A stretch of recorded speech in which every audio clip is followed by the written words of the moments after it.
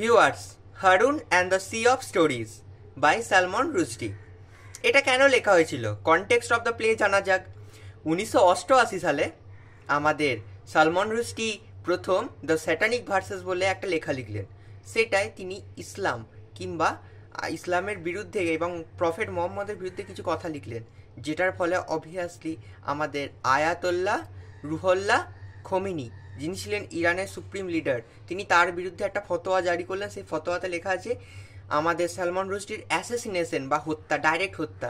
মানে কি, freedom of এক্সপ্রেশনের বিরুদ্ধে তারা ক্রিটিসাইজ করুক এ করুক তা নয়, ডাইরেক্ট হত্যার ফতোয়া জারি করে দিল।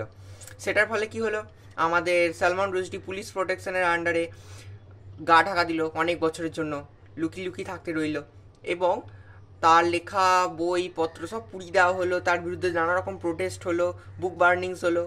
তার মানে কি, ফ্রিডম অফ এক্সপ্রেশনের কোনো মূল্য নাই, আর্টিস্টিক ফ্রিডম নাই, কোনো একটা লেখক কোনো একটা কিছু জাজ করতে পারবে না, রিলিজিয়াস বিলিফসের উপর কোনো রকম লেখা লিখতে পারবে না, ক্রিটিসাইজ তো করবে না, উল্টে মৃত্যুর ধুমকি দেবে।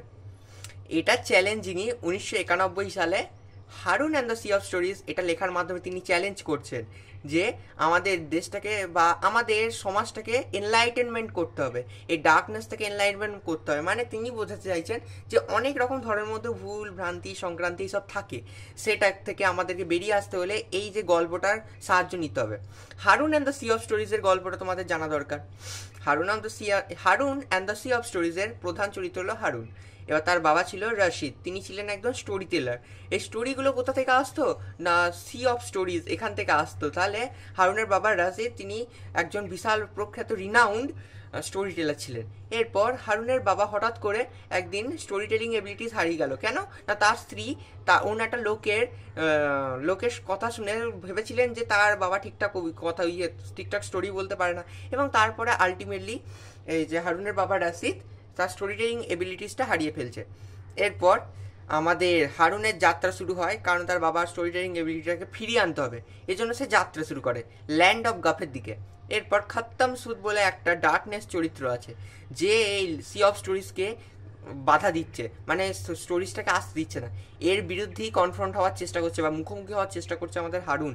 এরপর এই খত্তাম সুদ ছিল ল্যান্ড অফ চুপের একটা লিডার, এবার এর বিরুদ্ধে যুদ্ধ করছে, বিদ্রোহ করছে, অনেক কিছু করছে, এবং শেষমেশ সে সফল হচ্ছে তার বাবার এই যে স্টোরি টেলিং এবিলিটি এটাকে আবার গিফট হিসেবে ফিরিয়ে দিতে।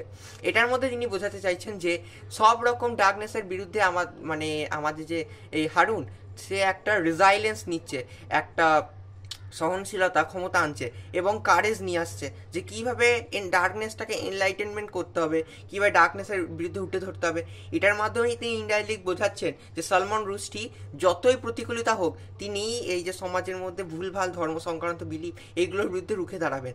এটাই তোমার হলো Haroun and the sea of stories. Thank you.